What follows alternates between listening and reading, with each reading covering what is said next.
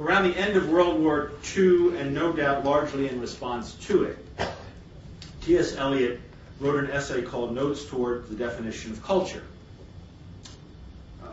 This was between 44 and 48. The final version of it was published in 1948. The underlying theme of the essay is Eliot's anxiety about the decline of Western civilization, a decline that he attributes to the underlying dissipation of a vibrant yet diverse set of Christian beliefs at its historical core. Eliot's argument, now about 60 years old, has been seen by many in the scholarly community as deeply conservative and even anti-Semitic, especially when it is paired with the more embarrassing and quickly retracted essay of 1934, After Strange Gods, an essay that openly acknowledged the impossibility of accommodating Jews in a properly Christian West. But Eliot's views on the Christian basis of a unified Western culture have had something of a rebirth in the clash of civilizations arguments made by Bernard Lewis and Samuel Huntington recently about the foundational differences between Islamic and Christian, or more often today, Judeo-Christian cultures. We may ask, writes Eliot, and this is a quotation, we may ask whether any culture could come into being or maintain itself without a religious basis. We may go further and ask whether what we call the culture and what we call the religion of a people are not different aspects of the same thing, the culture being essentially the incarnation, so to speak, of the religion of a people, unquote. Indeed, quite apart from the intentionally provocative claims of Lewis and Huntington, there is now a substantial body of work in the sociology of religion that has questioned the dominant mid-century, mid-20th century thesis of ongoing and irrevocable global secularization, the so-called secularization thesis, and has done so along lines already visible in Eliot's essay. As Grace Davy succinctly phrases the issue, quote, an alternative suggestion is increasingly gaining ground, the possibility that secularization is not a universal process, but belongs instead to a relatively short and particular period of European history, which still assumed, amongst other things, that whatever characterized Europe's religious life today would characterize everyone else's tomorrow, unquote. Davy does not cite T.S. Eliot and would seem to have little in common with him politically, but on this point at least, Eliot would be in full agreement with Davy, and so I think would be Lewis and Huntington. What Eliot's perspective omits, of course, is just about everything that the European Enlightenment of the 18th century stood for. The possibility that an increasingly secular culture would be able to rise above the bloody sectarian strife, the wars of religion, or 30 Years' War, between 1618 and 48, to which revealed but conflicting religious truths had led throughout 17th century Europe. Until fairly recently, postmodern perspectives like that of Michel Foucault have helped us to dismantle the received and uncritical story of Enlightenment progress, which Walter Benjamin once satirized as homogeneous bourgeois history, but only by obscuring the question of secularization. Obscured, too, was the way Enlightenment rationality made an enduring separate peace with religion, largely through deism, pantheism, Hegelian history, and the private morality of the disavowed religious conscience. All the compromises, some have referred to this as the moderate Enlightenment, that Nietzsche and to an extent Hume before him energetically and mostly ineffectually denounced. We need to recall this dialectical dance of reason and religion in the West, not because we might otherwise be less than vigilant in defending reason against the onslaughts of a new religious fervor, but rather because the simpler narrative it complicates is the most deeply rooted and enduring element of what we might call the Western ideology. In effect, as students of Foucault, many of us learned how to rethink the Enlightenment's idea of progress, but not necessarily the story of secularization that accompanied it. Quite despite the challenge to its universal significance mounted by sociological revisionists such as Davy, Western culture is, happily I would argue, as yet a long way from putting aside this Enlightenment legacy. It is nevertheless sadly the case that, to a large extent, the Western world's political righteousness on the world stage often derives today less from its Christian heritage, which would be the sort of intuitive way of understanding it, than from the conviction that, unlike other parts of the world, the West has achieved a secular modernity in which church is separated from state, private beliefs are subordinated to public duties, and benign religious pluralism has overcome confessional struggles for worldly power. One of the truly profound ironies of our time is that the Bush administration's little adventure in Iraq, pursued in the naive expectation of American-style religious pluralism governed by an even-handed secular state, has now unleashed one of the most vicious episodes of religious warfare in some time. Warfare in which innocent civilians are kidnapped, beaten, tortured with drills, and then beheaded because of their religious beliefs. If it is true, as Davy observes, that the religious life of the modern West should no longer be understood as some sort of blueprint for the future religious life of the non-Western world, it is true at least in part because certain Western leaders believe that the West ought to play just this role. As recently published British memos from January of 2003 reveal, for example, George Bush predicted, and Tony Blair agreed, that it was, quote, unlikely there would be internecine warfare between the different religious and ethnic groups in Iraq, unquote, once Saddam Hussein was deposed. The failure of the current administration is not, as the Marxist Tariq Ali has argued, that it is too religious in its assumptions about the world. The failure of the Bush White House in Iraq, paradoxically, is that it seems to have no understanding of religion whatsoever. The contradictory impulses I have just outlined, that is, Eliot's conviction that a culture is inseparable from its religious basis, versus the secularizing and potentially universal legacy of the European Enlightenment, these shape both intellectual life and geopolitical reality today to a degree that would have been hard to imagine before the end of the Cold War. In a global environment increasingly unified economically, yet fractured by religious contestation, it is not uncommon for those of us who engage in the study of society and culture to assume two somewhat contradictory things more or less simultaneously, and I'm talking largely about the liberal academy these days. First, we assume, or they assume, that all religious traditions are inextricably caught up in, even defined by and subordinate to, questions of material and political power. And second, it is assumed that religion, whatever a largely secular elite may think, in itself still matters a great deal. On the one hand, we feel that the real basis of collective life, both as matter and as representation, lies elsewhere than in religious belief, and that it does so more or less universally. It seems to me that some such assumption has to be at work when you invade a country and you decide that you're going to remake its government from the ground up. You can't really assume that religion is going to play a very large role. You have to assume that there are these other material issues, including prosperity, democracy, and so forth.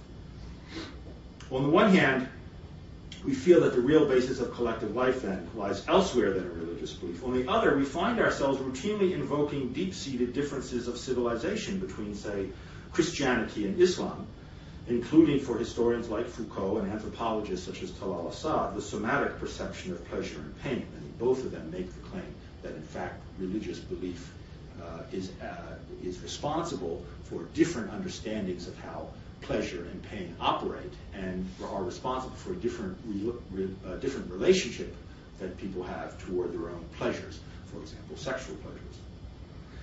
That these differences at times allow very little room for what John Rawls has called the liberal vision of overlapping moral consensus. We want to criticize the imperial hubris of the Western Judeo-Christian tradition, even as we worry about ignoring that tradition's role as perhaps the foundation of the secular Enlightenment, that is, the moral political outlook of a democratic modernity that we would be loath to abandon.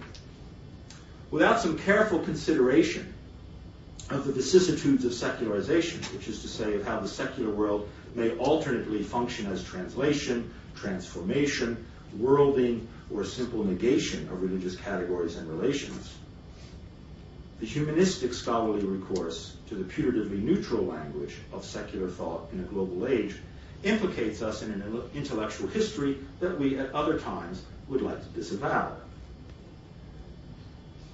This history includes the term secular itself, which etymologically has religious roots. As John Milbank reminds us, quote, "The seculum in the medieval era was not a space, a domain, but a time. The interval between fall and eschaton, where coercive justice, private property, and impaired natural reason must make shift to cope with the unredeemed effects of sinful humanity," unquote. In its more practical sense, secular originally defined those members of the clergy who lived in the world rather than in monastic seclusion, and it is this sense of worldliness produced from within religious tradition that I believe has been a core, if often disavowed, component of extra-religious and anti-clerical humanist sensibilities.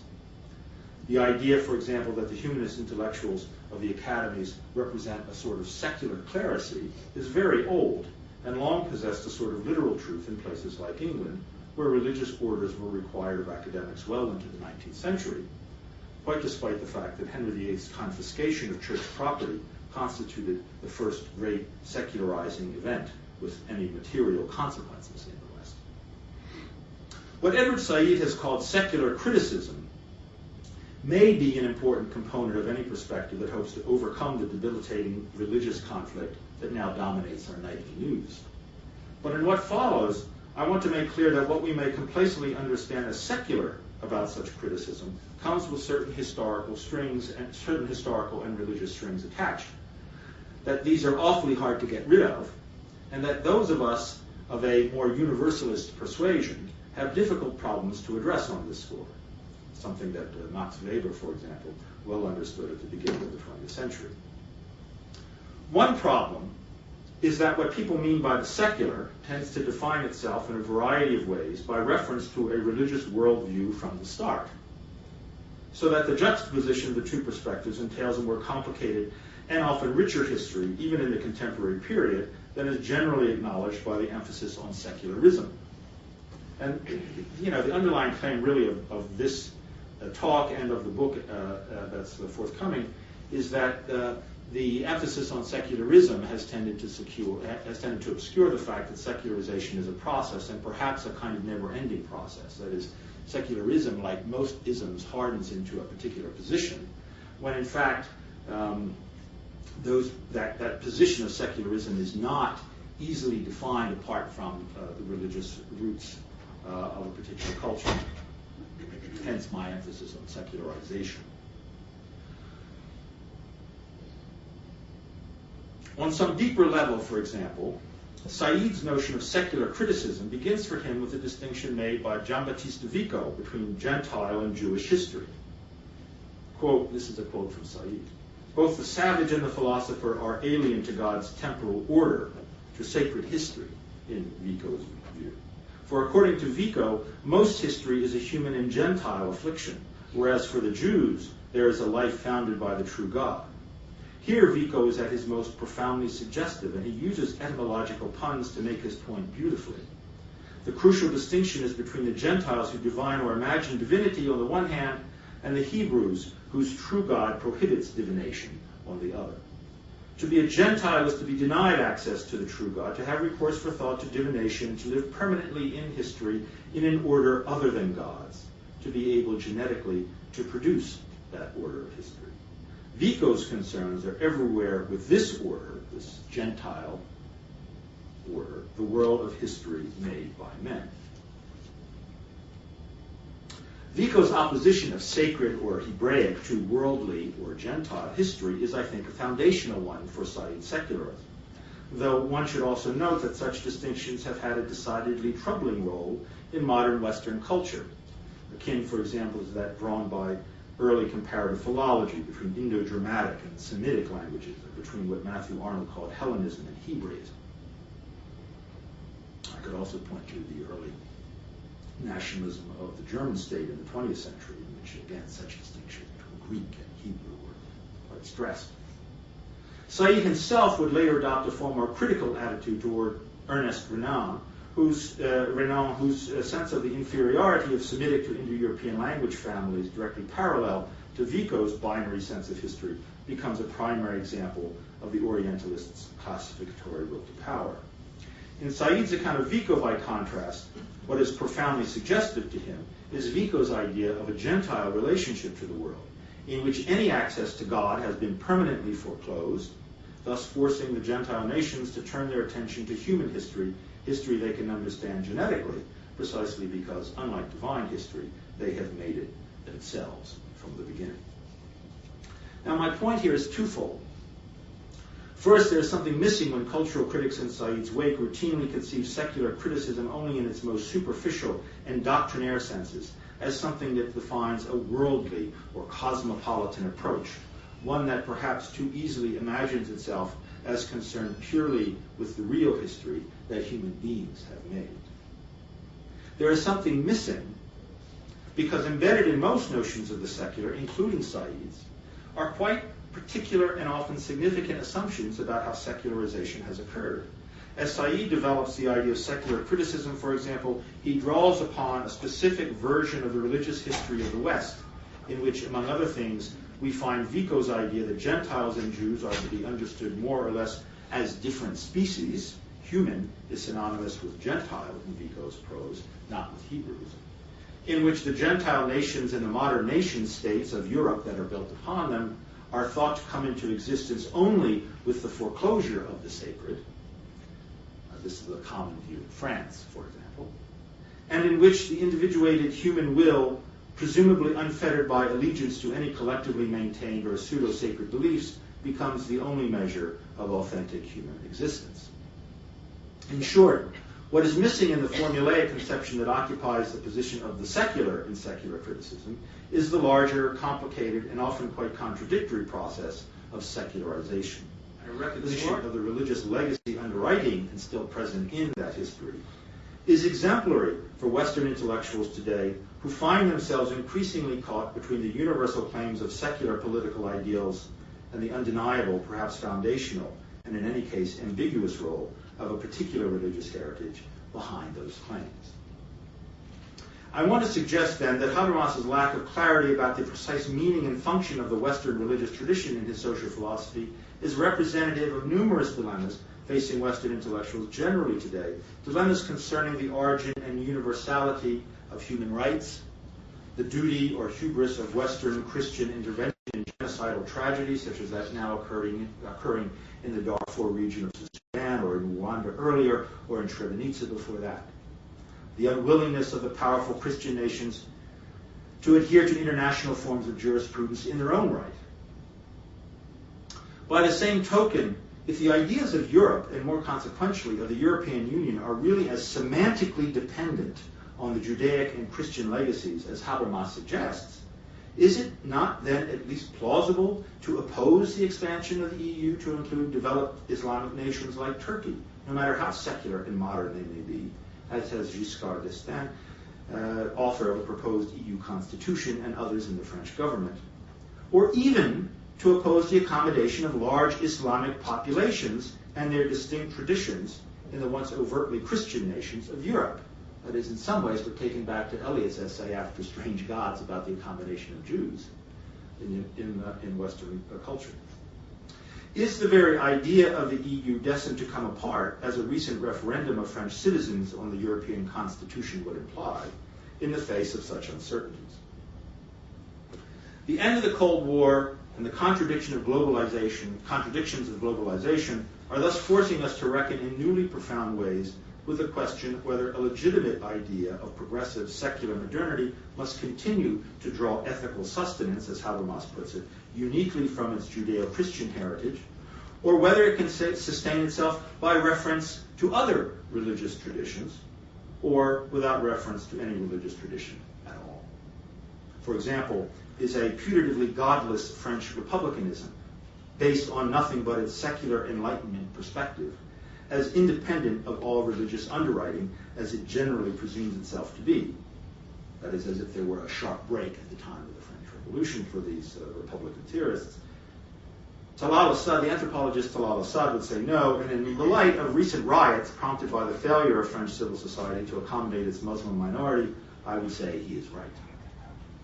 But we must then also address, I think, the real difficulty that any Habermasian invocation of a singular ethical political legacy with no alternatives poses for truly global, cosmopolitan, and pluralistic or overlapping notions of justice. It may be impossible to recover the precarious deism of Diderot's natural religion, which, quote, reconciles civilized man and barbarian, Christian, infidel, and heathen, philosopher and people, the learned and the ignorant, the old man and the child, even the wise and the insane, unquote.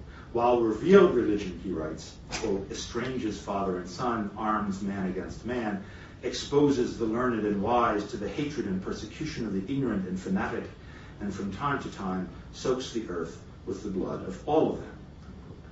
Such faith in the innocence of an innate spiritual experience as opposed to a received one would seem forever shattered by the death camps and the gulags of the last century. But there may yet be good reasons not to abandon completely the thin but broad consensual universalism embedded in Diderot's vision. It is a more pressing question that remains the most salient one. Can that vision be made sufficiently self-conscious of and hence relatively autonomous from its simultaneously Christian and imperial foundations, and articulated with similar tendencies in other ethical religious traditions to be serviceable enough in a global age? In the light of America's current and I think terribly misguided obsession with nation building in the Islamic world, it should come as no surprise if many, both within and outside the West, remain more than a little skeptical. Thank you.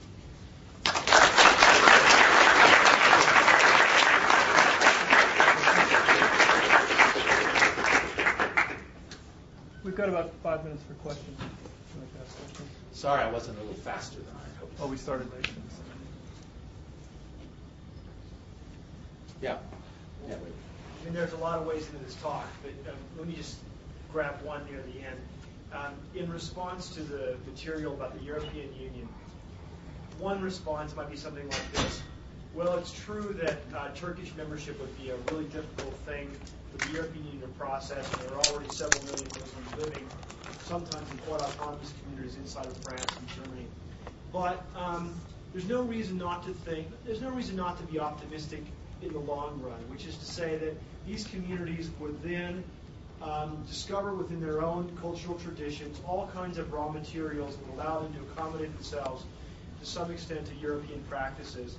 And so what would be interesting to be to think about the way, if that argument has any credibility at all, and I think it does, what's the strong version of the counter-argument, which is to say, how do you make the argument that there's no malleability, there's not enough malleability in these cultures, so that even if they discovered parts of their cultural traditions that they could draw on and use to incorporate into Europe, there would somehow be a really insuperable barrier to that very thing? Well, I mean, let me say first that on the whole, I agree with your first position. I mean, I agree with the position that you would take, and I was trying to invoke the counter position, the position against incorporating Turkey, as an illustration of something that might be considered inadvertently, unwittingly, as a consequence of the sorts of things that Habermas is trying to work through. In other words, this creates a problem. But I would make, if I were going to make a stronger claim for not including Turkey, this is the way I would do it. I would say the story in Turkey is not over by a long shot. By a long shot. Turkey is very much a consequence of what we might call top-down secularization. It's a lot of Turk in the early part of the 20th century. This has happened in other places, but Turkey is a wonderful example of a place that has been secularized from the top down.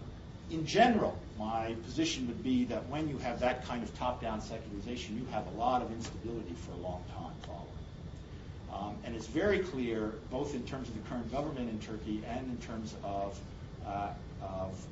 internal tensions with the Kurds, but also with other states in the region, that Islam is still a very potent force. I mean, by that I mean a very potent political force, not just a religious force. It's not to say that Turkey is Algeria. That what you'll get is a kind of conflict between a very bloody, maybe 100,000 people killed in the last 10 years, very bloody conflict between the socialist government that is rigorously secular and a very determined Islamist response. But I think there are people who believe that that could happen in Turkey. And if you wanted to make the claim for not including Turkey in the EU, that's probably the way you would go. Yeah. I expect you got these types of questions on Radio West. One theocracy I haven't talked about is Utah. Have you been here long enough to? Yeah. Well, I have an optimistic view. I did get this question actually on Radio West. It was a question that was voiced by a young woman who had moved from I think Minnesota not too long ago, and found herself suddenly confronted with the fact that although she'd always believed that America was a secular place, Utah made her think that it wasn't quite as secular as all that. I forget where she was living. She was living a little further south and called in. And my response to her actually came not so much directly to the question, but in response to a later question that came in by a man who was a member of the LDS, and said that, although his wife doesn't agree with him, if he had a choice between living under a regime by a radical leftist, but one who believed in religious pluralism, and a very powerfully inspired right-wing religious fanatic, he would probably choose the former. And he would choose the former precisely because of his LDS heritage. That is, as a member of a minority religion, he would want to make sure that there was as much space for that kind of pluralistic development of a minority religion. So it depends on how you look at it. If you look at it from within Utah, then it doesn't seem like such a minority religion. But if you look at it in terms of its history, then it does seem like that there is really, I think, the possibility for that caller, the man who called in, for example, and raised this issue, that the sense of belonging to a minority and often repressed religious tradition would keep you very aware of the necessity for pluralistic tradition, for pluralistic political conditions. So I choose to go with that, interpretation of it. But you can certainly make the other interpretation. I think both views are clearly represented within the LDS community, as you would expect it to be true in other religious communities. Yeah. You mentioned briefly a potential reaction by Habermas to 9/11. I was wondering to what extent attitudes of either secularisms or secularization are event-driven by cataclysmic events like either the end of the Cold War or 9/11, Katrina. Well, I think it's easy to overdo the thing about 9/11. I mean, and I wouldn't push that too hard. I mean, I think that what has had an effect is something that's a slightly longer wave, which is a clear sense of religious revivalism.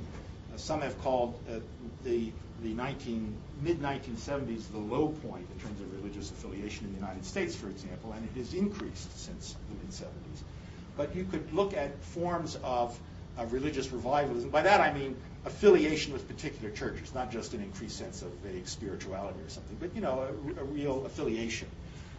And you could see that in many, many parts of the world. You can see it, of course, in many cases in the aftermath of the collapse of the Soviet Empire, in places certainly like Poland, but you can also see it throughout the Islamic world. And some of these go back even before the end of the Cold War. Some of these clearly started in the 60s and 70s. And evangelical religious traditions have been making very powerful inroads in Latin America and in Africa, where there's a huge upswing in terms of evangelical conversion. So I think it's that, more than the particular event of 9/11, which is in some sense a consequence of, in my view, is in some sense a consequence of much more powerful political energies getting channeled by religious belief than had been the case before. And so Habermas could be reacting to 9/11, but I think he's probably finally coming to react after a long career to something that has been happening for about 30 years. I mean, that's the way I would look at it, since about the 70s.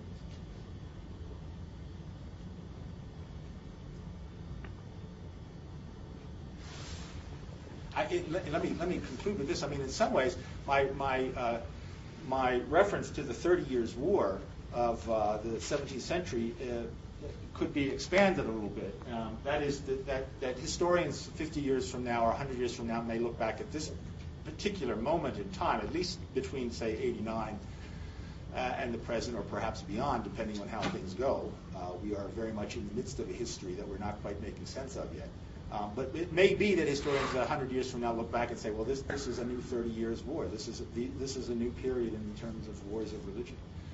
It's very possible that it may turn out to look like that. Thank you very much.